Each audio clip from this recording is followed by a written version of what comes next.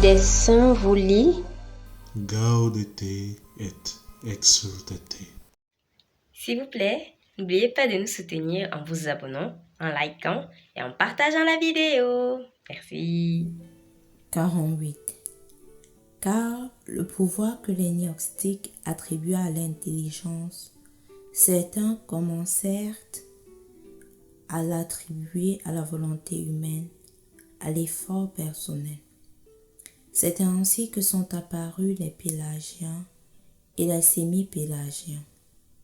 Ce n'était plus l'intelligence qui occupait la place du mystère et de la grâce, mais la volonté.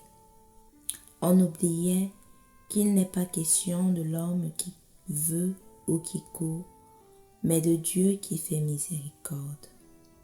Romains 9, verset 16. Et que lui nous a aimés le premier. 1 Jean 4, verset 19. Une volonté sans humilité.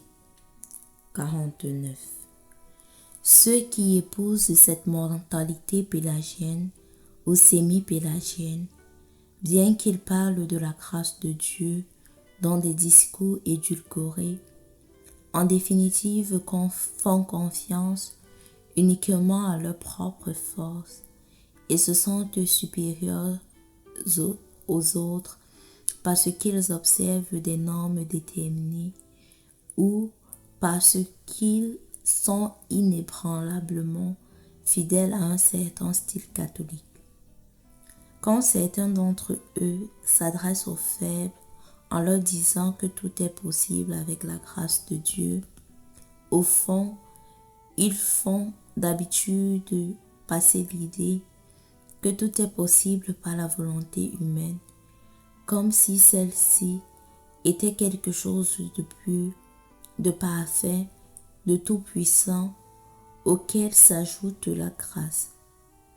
On cherche à ignorer que tous ne peuvent pas tout, et qu'en cette vie, les fragilités humaines ne sont pas complètement et définitivement guéries par la grâce.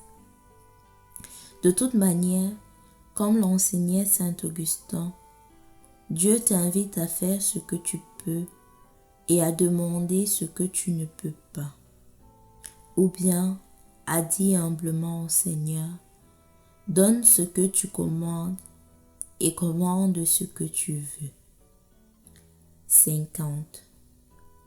Au fond, l'absence de la reconnaissance sincère, douloureuse et priante de nos limites est ce qui empêche la grâce de mieux agir en nous, puisqu'on ne lui laisse pas de place pour réaliser ce bien possible qui s'insère dans un cheminement sincère et réel de croissance. La grâce, justement parce qu'elle suppose notre nature, ne fait pas de nous d'un coup des surhommes. Le prétendre serait placer trop de confiance en nous-mêmes. Dans ce cas, derrière l'orthodoxie, nos attitudes pourraient ne pas correspondre à ce que nous affirmons sur la nécessité de la grâce. Et dans les faits, nous finissons par compter peu sur elle.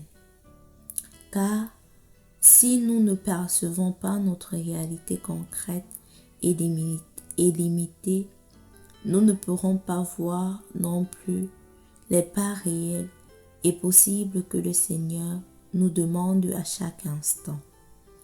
Après nous avoir rendus capables et nous avoir conquis par ses dons. La grâce agit historiquement et d'ordinaire, elle nous prend et nous transforme de manière progressive. C'est pourquoi, si nous rejetons ce caractère historique et progressif, nous pouvons de fait arriver à la nier et à la bloquer, bien que nous l'exaltions par nos paroles. 51. Quand Dieu s'adresse à Abraham, il lui dit « Je suis Dieu Tout-Puissant ». marche en ma présence et sois parfait. Genèse 17, verset 1. Pour que nous soyons parfaits comme il le désire, nous devons vivre humblement en sa présence, enveloppés de sa gloire. Il nous faut marcher en union avec lui, en reconnaissant son amour constant dans nos vies. Il ne faut plus avoir peur de cette présence qui ne peut que nous faire du bien. Il est le Père qui nous a donné la vie et qui nous aime tant.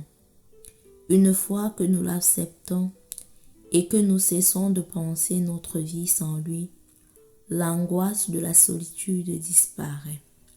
Psaume 139, verset 7. Et si nous n'éloignons plus Dieu de nous et que nous vivons en sa présence, nous pourrons lui permettre d'examiner nos cœurs pour qu'il voie s'ils sont sur le bon chemin. Confesse Psaume 139, versets 23 à 24. Ainsi, nous connaîtrons la volonté du Seigneur, ce qui lui plaît et ce qui est parfait. Confesse Romains 12, versets 1 à 2. Et nous le laisserons nous modeler comme un potier. Confesse Isaïe 29, verset 16. Nous avons souvent dit que Dieu habite en nous, mais il est mieux de dire que nous habitons en lui, qu'il nous permet de vivre dans sa lumière et dans son amour. Il est notre temple. La chose que je cherche, c'est d'habiter la maison du Seigneur tous les jours de ma vie. Psaume 27, verset 4. Mieux vaut un jour dans tes pavés que 1000 à ma guise. Psaume 82, 4, verset 11. C'est en lui que nous sommes sanctifiés. Un enseignement de l'Église oubliée. 52. L'Église catholique a maintes fois enseigné que nous ne sommes pas justifiés par nos œuvres ni par nos efforts, mais par la grâce du Seigneur qui prend l'initiative. Les pères de l'Église, même avant saint Augustin, exprimaient clairement cette conviction primordiale. Saint Jean Chrysostome disait que Dieu verse en nous la source même de tous les dons avant que nous n'entrions dans le combat.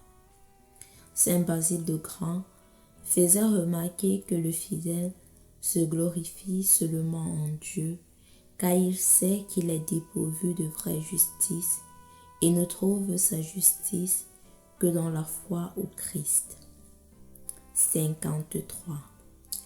Le deuxième synode d'Orange a enseigné avec grande autorité que nul homme peut exiger, mériter ou acheter le don de la grâce divine et que toute coopération avec elle est d'abord un don de la grâce elle-même.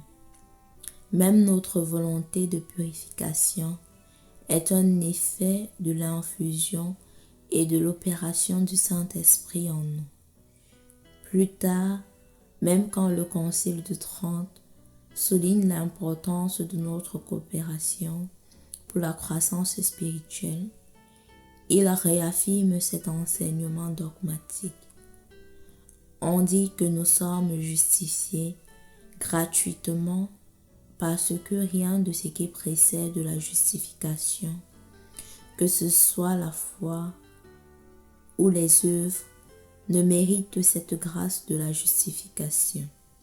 En effet, si c'est une grâce, elle ne vient pas des œuvres. Autrement, la grâce n'est plus la grâce. Romains 11, verset 6. 54. Le catéchisme de l'Église catholique aussi nous rappelle que le don de la grâce surpasse nos capacités de l'intelligence et des forces de la volonté humaine. et qu'à l'égard de Dieu, il n'y a pas, au sens d'un droit strict, de mérite de la part de l'homme. Entre lui et nous, l'inégalité est sans mesure.